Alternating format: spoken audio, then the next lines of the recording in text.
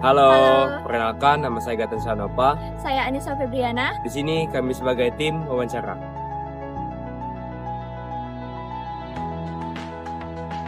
Hai, perkenalkan nama saya Artika Sukmatari. Saya Nilam Herianti. Di sini kami sebagai tim Narasi.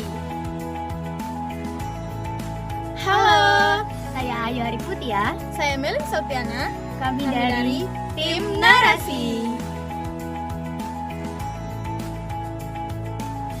Hai. Perkenalkan, saya Zaki Watrahman Saya Tasya Amelia. dan kami dari tim Narasi.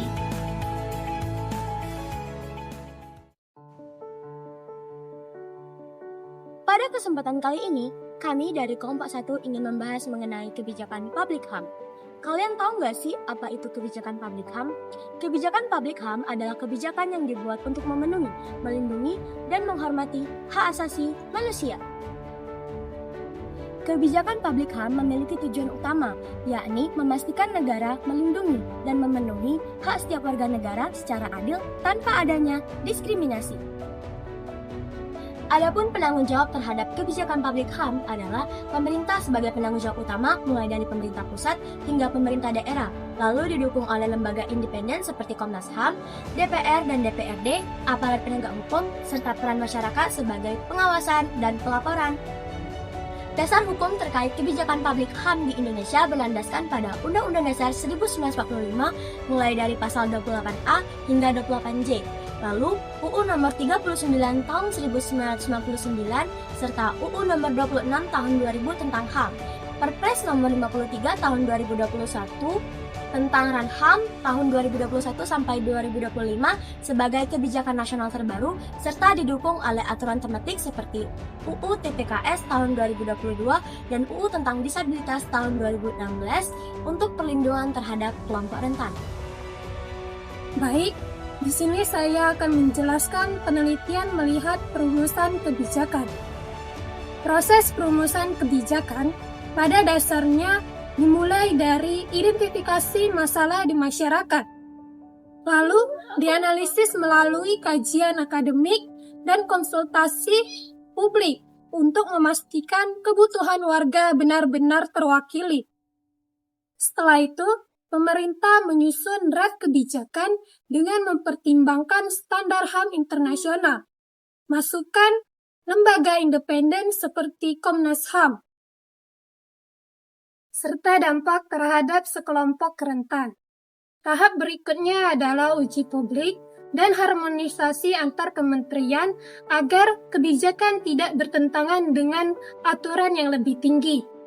Jika proses berjalan dengan baik, kebijakan disahkan dan diikuti mekanisme implementasi serta evaluasi berkala untuk memastikan dan bisa diperbaiki ketika ada temuan pelanggaran dan ketidakefektifan.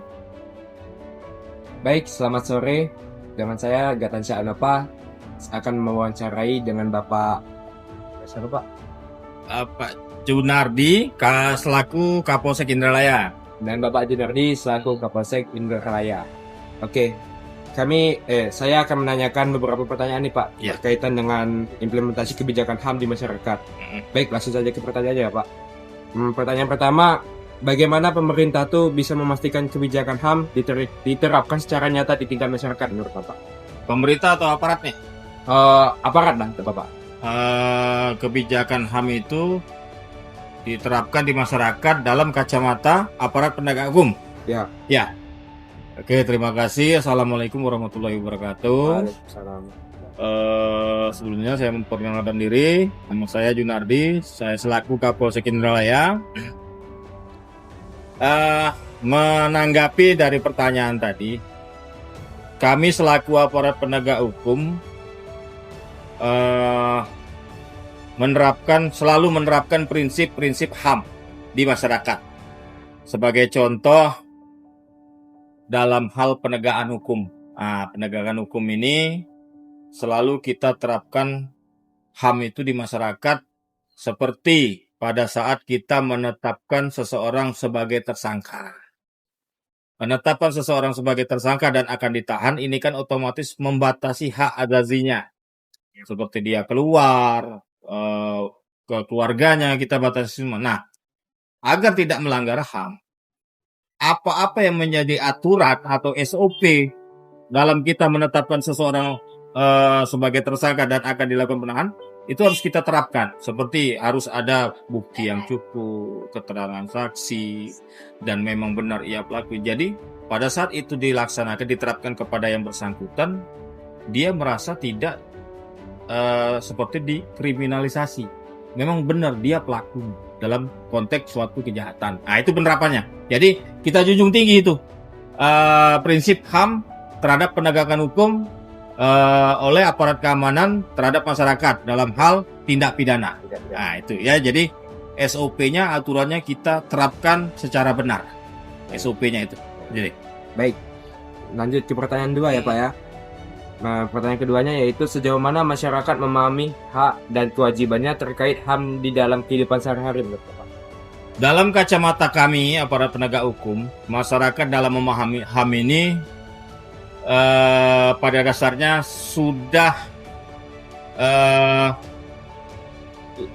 cukup, ya. Namun terkadang mereka belum sepenuhnya memahami antara hak dan kewajiban antar individu. Contoh, hak saya boleh diterapkan, tetapi hak orang juga harus ada. Nah, ini hak dan kewajiban itu harus seimbang, ya. Terkadang masyarakat menerapkan hak saya, orang lain tidak. Contoh, dalam kerukunan beragama, ya. Dalam kerukunan beragama ini kan konteksnya benar kita mayoritas dengan minoritas, tapi dalam penerapan HAM ini harus setara. Nah, ini peran aparat mengakomodir bagaimana mayoritas dan minoritas ini sama-sama terlayani, baik dari kewajiban dan hak maupun dari unsur-unsur HAM itu sendiri. Ya, jadi sama-sama terlayani. Ya. Baik. Untuk pertanyaan terakhir, pertanyaan ketiga ya Pak, apa peran tokoh masyarakat dan lembaga lokal dalam mengawasi implementasi kebijakan HAM? Oke. Kalau tokoh masyarakat ini kan bisa dia mengawasi HAM ini dari pengawasan terhadap penegakan hukum di suatu daerah. Nah, contoh, ada suatu perkara di masyarakat, pelaku ini meresahkan masyarakat, ya,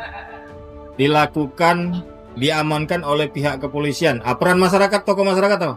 Memastikan proses hukum berjalan sesuai dengan peraturan, memastikan pelaku ini menjalani hukuman sesuai dengan perundang-undangan dan tidak ada sesuatu yang salah dan melenceng, dan memastikan keinginan masyarakat terpenuhi. Artinya pelaku ini meresahkan, namun dalam penegakan hukumnya tetap mengikuti aturan yang ada. Tidak bisa kita main hakim sendiri. Oke? Baik Pak. Nah, ada lagi? Oke, sudah cukup Pak pertanyaannya. Baik Pak, terima kasih atas waktunya untuk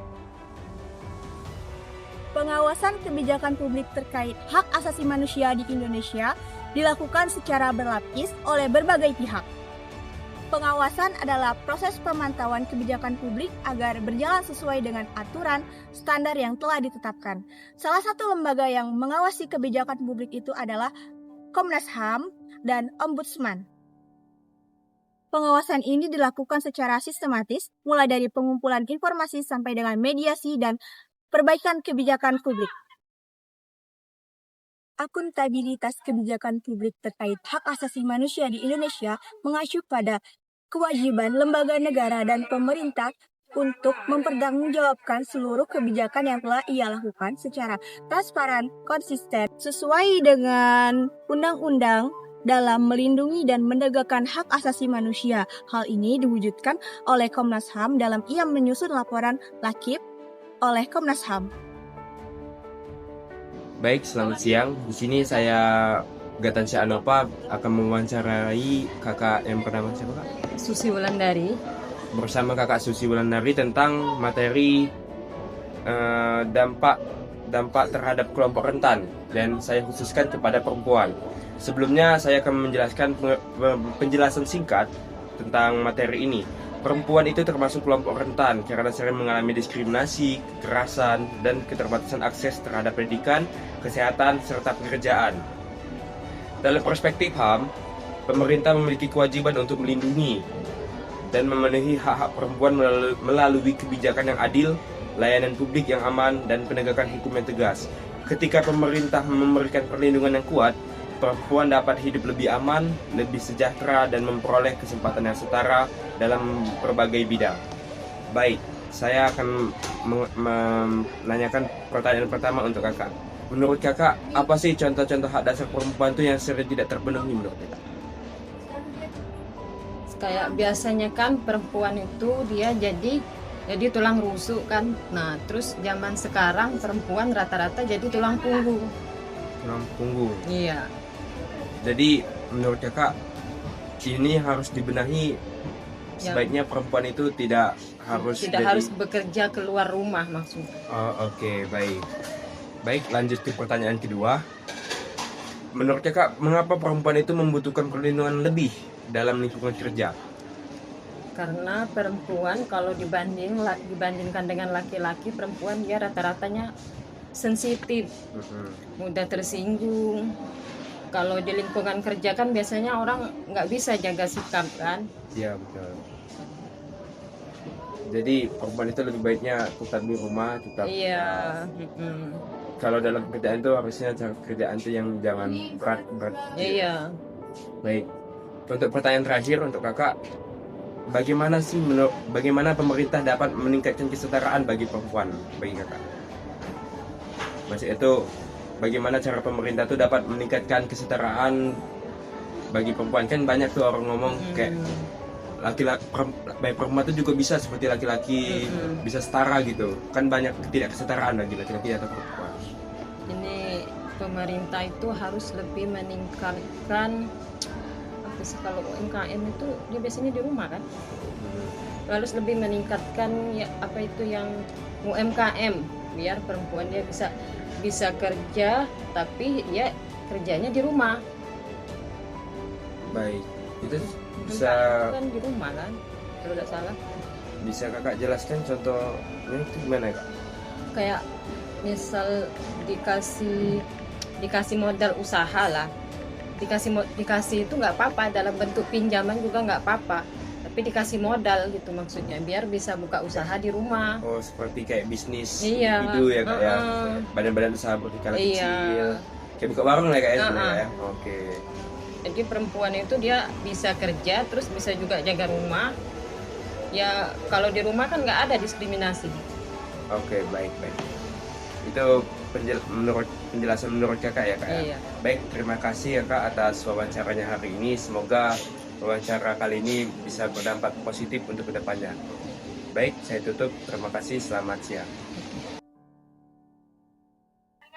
Kesesuaian dengan prinsip HAM internasional berarti bahwa suatu negara, lembaga, atau kebijakan publik dijalankan dengan menghormati, melindungi, dan memenuhi hak-hak dasar manusia, sebagaimana yang telah diatur dalam instrumen global seperti Universal of Human Rights, International Covenant on Civil and Political Rights, International Covenant on Economy, Social, and Cultural Rights. Selain itu, non-diskriminasi dan keadilan menjadi fondasi utama untuk setiap kebijakan. Semakin besar negara itu menjalankan prinsip tersebut, maka semakin besar pula perlindungan yang diterima oleh warganya. Serta, semakin negara menjalankan prinsip tersebut, semakin terlihat pula bahwa negara tersebut menempatkan martabat manusia dalam nilai tertinggi. Kesesuaian tersebut tercermin ketika pemerintah menjamin persamaan di depan hukum, kebebasan berekspresi, dan perlindungan dari kekerasan, serta akses pendidikan, kesehatan, dan standar hidup yang layak. Melihat dari pelanggaran HAM berat di Indonesia, ada beberapa mekanisme yang harus dilakukan. Mekanisme pengaduan dan perlindungan korban HAM itu dimulai dengan korban atau saksi melaporkan kasusnya kepada Komnas HAM, LPSK, dan juga aparat penegak hukum seperti yang tertera pada Undang-Undang Nomor 39 Tahun 1999 tentang Hak Asasi Manusia. Laporan tersebut kemudian diverifikasi untuk memastikan kebenaran dan juga pengumpulan bukti. Setelah lolos verifikasi, dilakukan penyelidikan secara mendalam melalui pengumpulan dokumen, keterangan, dan juga analisis. Selama proses berlangsung, korban mendapatkan perlindungan dari LPSK, termasuk keamanan, bantuan medis, pendampingan hukum, serta dukungan sosial. Hasil dari penyelidikan kemudian diteruskan kepada penegak hukum agar proses hukum dapat ditindaklanjuti lebih mendalam, serta korban mendapatkan pemulihan hak seperti rehabilitas, kompensasi, dan restitusi, kemudian perlindungan lanjutan agar korban tidak mengalami ancaman dan intimidasi. Kesimpulannya, perlindungan HAM berjalan dari pengaduan korban, diperiksa, diselidiki, kemudian korban diberi perlindungan, serta pemulihan hak. Kebijakan yang menyangkut HAM harus diawasi agar tetap transparan dan tidak merugikan masyarakat. Pembuatan kebijakan juga harus melewati kajian.